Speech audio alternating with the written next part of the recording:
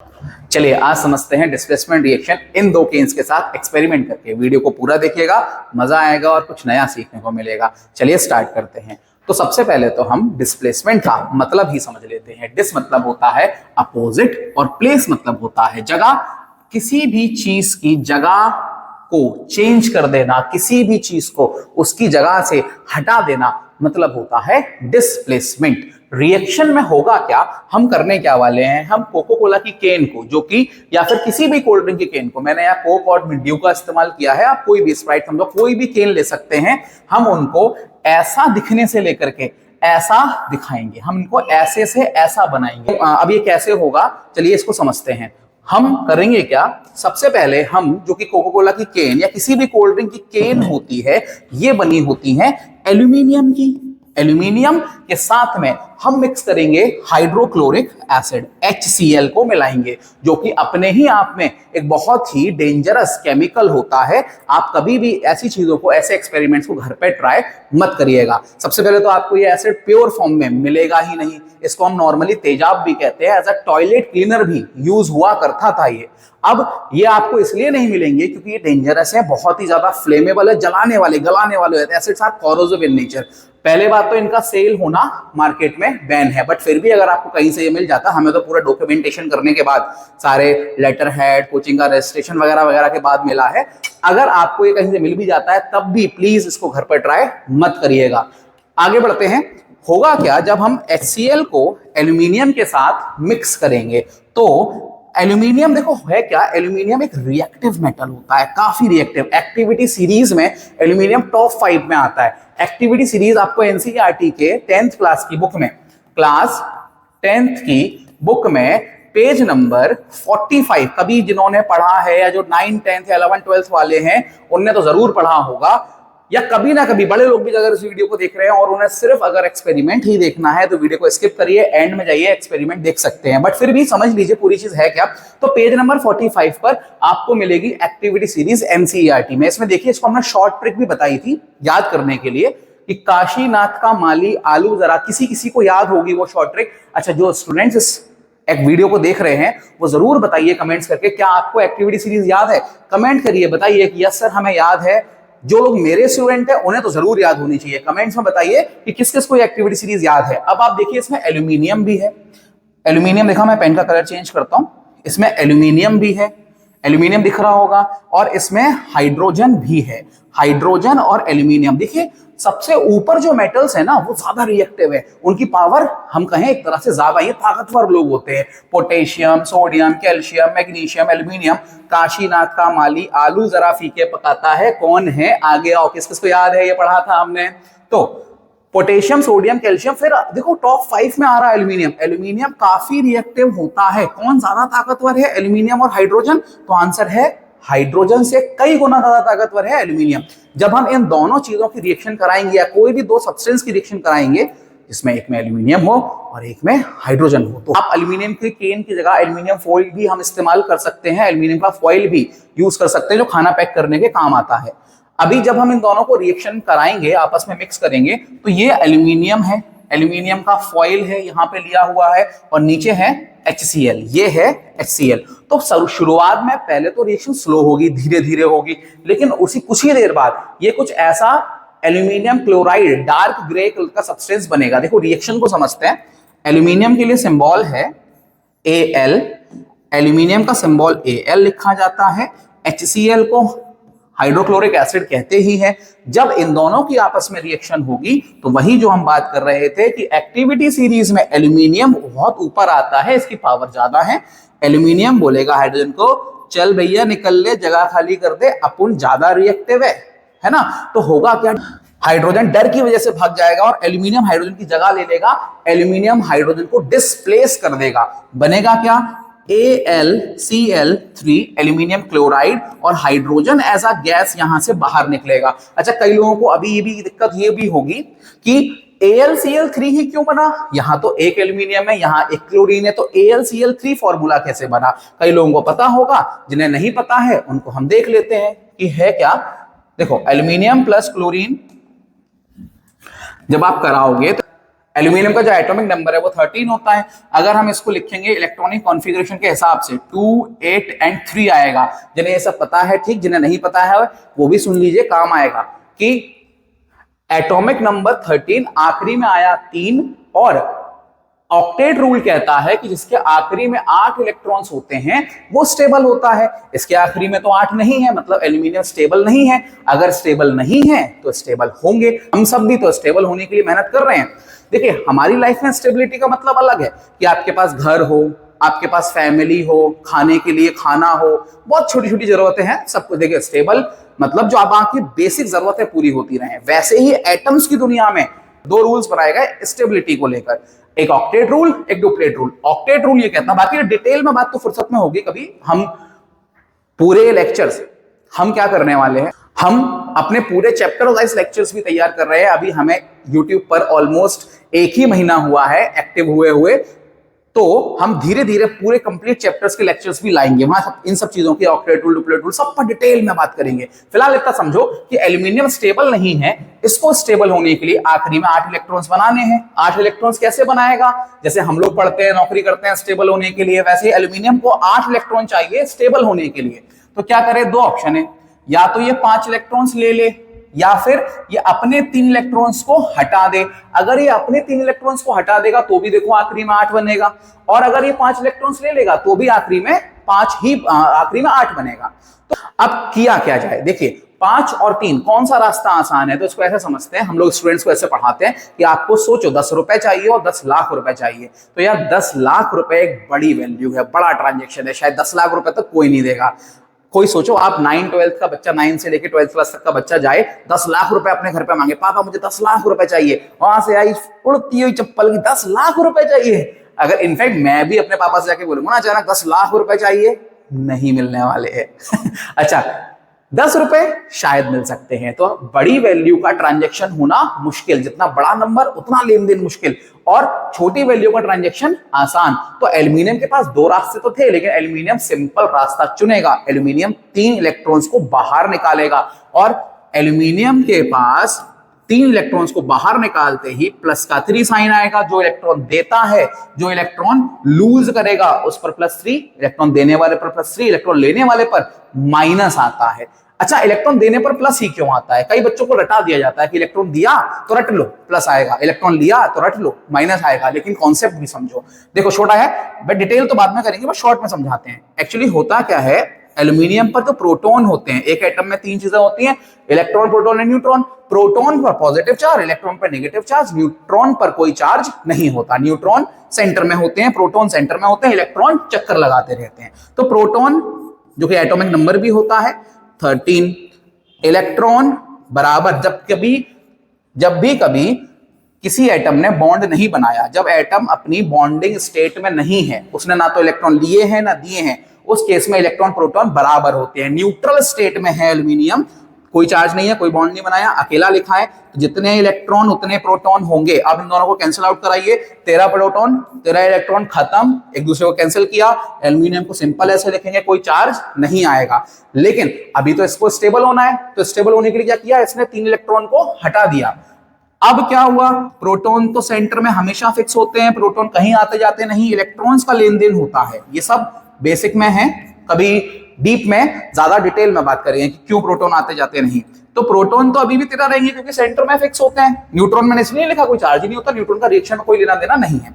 Electron 10 बचेंगे क्योंकि 3 चले गए। अब जरा कैंसिल आउट कराइए, 10 इलेक्ट्रॉन 10 ही प्रोटॉन को तो मार पाएंगे। कितने प्रोटॉन बच गए? तो हमारे पास प्रोटॉन बच गए, प्रोटॉन बचे हमारे पास एक्स्ट्रा में 3। अब देखो, मैथ्स में पढ़ा होगा, जिसकी वैल्यू बड़ी होती है साइन उसी का आता है। तो इस पे कितना चार्ज आ गया? +3। तो एल्यूमिनियम बनाता है +3। सेम एज क्लोरीन जो होता है, क्लोरीन का एटॉमिक नंबर 17, हम इसको ऐसे लिखेंगे इलेक्ट्रॉनिक कॉन्फ़िगरेशन के हिसाब से 2, 8 एंड 7। आखिरी में क्लोरीन को भी 8 चाहिए, कैसे स्टेबल हो? या तो अपने साथ किसी और को दे दे तो 8 बचेगा, या फिर एक इलेक्ट्रॉन किसी और से ले ले। एक इलेक्ट्रॉन लेना है, 7 इलेक्ट्रॉन देने हैं। कौन सा रास्ता आसान? एक इलेक्ट्रॉन लेना आसान, छोटी वैल्यू, आसानी से ट्रांजैक्शन हो जाएगा। तो क्लोरीन क्या करेगा? क्लोरीन, थोड़ा सा मैं नई स्लाइड ले लेता हूं, चलो। क्लोरीन क्या करेगा, क्लोरीन के पास 17 इलेक्ट्रॉन्स थे, इसका मतलब यह है कि इस पे प्रोटॉन कितने हुए 17, नॉन बॉन्डिंग स्टेट में, न्यूट्रल स्टेट में इलेक्ट्रॉन कितने हुए 17। अब दोनों कैंसिल हो गए, क्लोरीन पर कोई चार्ज नहीं आएगा। लेकिन जैसे ही क्लोरीन एक इलेक्ट्रॉन ले लेगा तो प्रोटॉन तो अभी भी कितने 17, इलेक्ट्रॉन कितने हो गए, बोलो भाई, इलेक्ट्रॉन हो गए 18। इलेक्ट्रॉन 18 होने की वजह से इसके ऊपर आ जाएगा -1। तो क्लोरीन पे चार्ज कितना है, क्लोरीन पे चार्ज होगा -1, क्लोरीन पर -1 और एल्यूमिनियम पर +3। अब आप देख लो, ये जो चार्जेस होते हैं ना किसी भी एटम पर, वो बोझ की तरह होते हैं। जैसे हमारे ऊपर कोई 20 किलो का बोझा लाद दे तो हमें भी अनकंफर्टेबल फील होगा, तो हम भी सोचेंगे कि हमारा ये बोझा जल्दी से जल्दी हटे। वैसे ही ये एटम्स भी क्या करते हैं, अपना बोझा हटाने के लिए एक दूसरे का सहारा लेते हैं, एक दूसरे के साथ कंबाइंड होते हैं। तो अब क्या होगा जरा चेक करिएगा, अगर हम बात करें तो अब एल्यूमिनियम और क्लोरीन आपस में बातचीत कर रहे हैं। एल्यूमिनियम पे चार्ज +3 है, क्लोरीन पर चार्ज -1 है। दोनों को अपने चार्जेस कैंसिल करने हैं, अपना बोझा हटाना है, तो क्या करेंगे बोलो, क्रॉस मल्टीप्लाई 9 में पढ़ा था फॉर्मूला बनाना। देखिए एक एल्यूमिनियम के साथ में कितने क्लोरीन आके जुड़ेंगे 3, क्योंकि एक एल्यूमिनियम पर +3, एक क्लोरीन को 3 बार लिखा, -1 हो गया, -1 3 बार, भाई मैथ्स नहीं लगाना है केमिस्ट्री के हिसाब से, तो हमने यहाँ पे लिखा -3, +3 -3 कैंसल, फॉर्मूला बना AlCl3। दिखा, देखो जैसे अब आप इसको रिएक्शन कराओगे, वो स्लाइड कहां है भाई, हाँ, जैसे हम इसको रिएक्शन कराएंगे तो हमारे पास एल्यूमिनियम हाइड्रोजन को हटाएगा और AlCl3 की फॉर्मेशन होगी। इसे हम कहते हैं एल्यूमिनियम क्लोराइड, एल्यूमिनियम क्लोराइड बनेगा, जो कि एक डार्क ग्रे से कलर का दिखने वाला मटेरियल है। इसको अभी अपन करके भी देखेंगे, ठीक है। अब हुआ क्या, यहां से हाइड्रोजन गैस निकल गया, एल्यूमिनियम क्लोराइड बन गया। अच्छा, रिएक्शन अभी बैलेंस नहीं है, बैलेंस समझते हो, बैलेंस अनबैलेंस रिएक्शन, ये सब हम अपने चैप्टर्स में बताएंगे, ठीक है। अब कुछ 1-2 दिनों में मैं फुल वीडियो बनाने वाला हूं पूरे चैप्टर के ऊपर, फर्स्ट चैप्टर शुरू करिए क्लास 10 से, फिर 12th का, 9th का, 11th का, सबके धीरे धीरे वीडियोस बना के डालेंगे, ठीक है।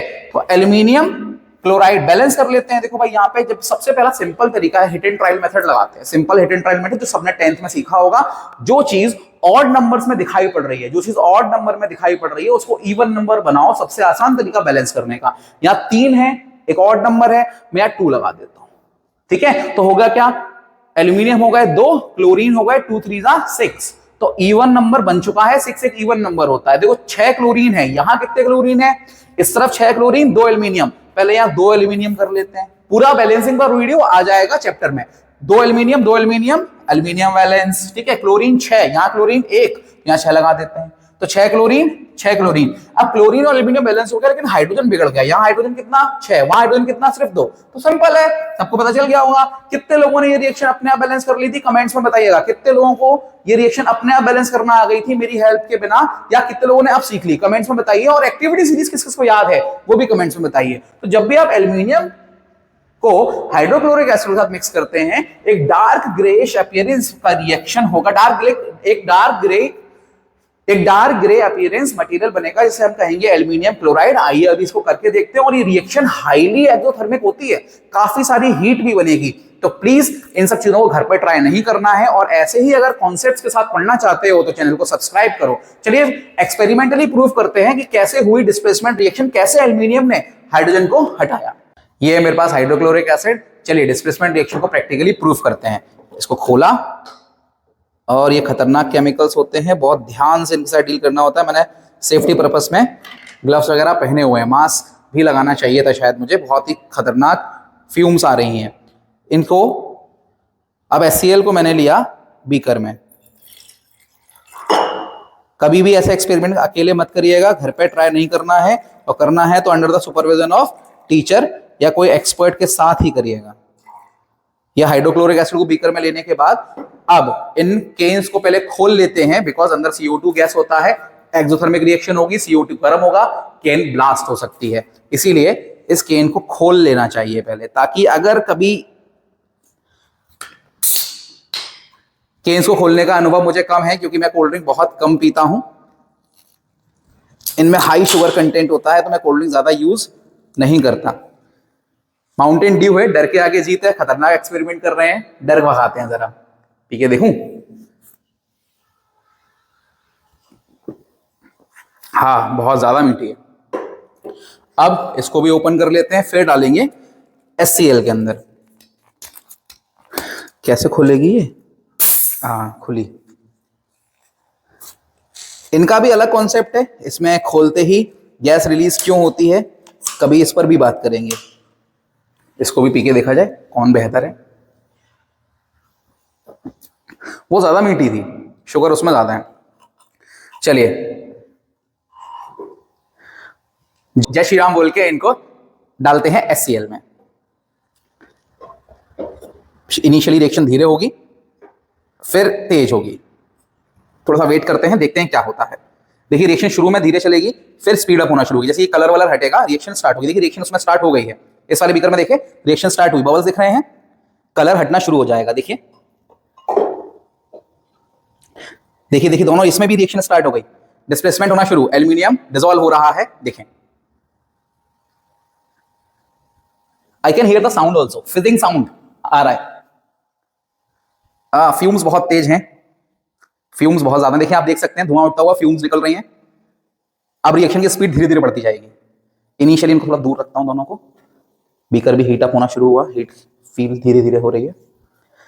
देखिए कोक की रिएक्शन जल्दी हो रही है। माउंटेन ड्यू के क्या हाल है, ये भी काम कर रहा है।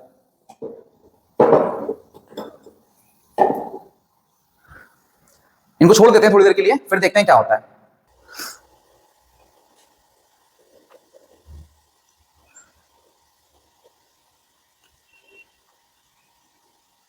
देखिए रिएक्शन बहुत तेज हो गई है और कोका कोला का पूरा कलर गायब, डिसॉल्व होना शुरू हो गया एल्यूमिनियम। नीचे आप देख पा रहे हैं डार्क ग्रेश कलर का एल्यूमिनियम क्लोराइड भी बन रहा है, जो मैंने वीडियो में बताया था पीछे। थोड़ा सा वेट और, ये भी डिसॉल्व होना शुरू हुआ। ड्यू का, कोका कोला का हाल जल्दी खराब हो गया है। ओहो ये बहुत तेज रिएक्शन हो रही है, इसको हटाना पड़ेगा। देखें आप पूरा एल्यूमिनियम क्लोराइड नीचे। रखते हैं थोड़ी देर और, लेकिन ये गर्म हो गया है, बहुत ज्यादा हीट है।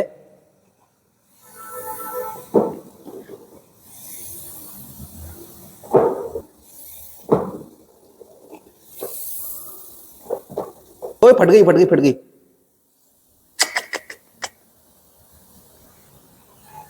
देखिए कोका कोला का हाल बुरा हो चुका है, कोका कोला बुरी तरह फैल गई और देखिए इसका पूरा ये खत्म,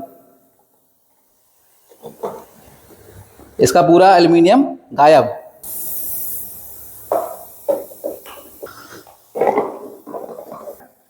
ये देखिए केन्स का हुआ बुरा हाल, केन्स में छेद हो गया है, लेकिन आपको दिख पाएगा कि डिस्प्लेसमेंट हुआ, पूरा एल्यूमिनियम डिसॉल्व कर लिया HCl ने और हाइड्रोजन गैस बाहर निकल गई है। ये बहुत ज्यादा गर्म हो गए हैं, बाप रे, केन्स में तो पकड़ भी नहीं पा रहा। देखिए इसमें आपको स्प्राइट ये ड्यू दिख रही होगी अंदर, कोका कोला की तो वाट लग गई है, लेकिन आपको माउंटेन ड्यू दिखाई पड़ रही होगी अंदर। देखें, दिखा कैमरामैन, दिख रहा है क्या? बिल्कुल दिख रहा है। ये देखें, ये पूरी तरह से केन का बुरा हाल हो चुका है। आप इसमें ड्यू देख पा रहे हैं, देखिए ये पूरा डिसॉल्व हो गया।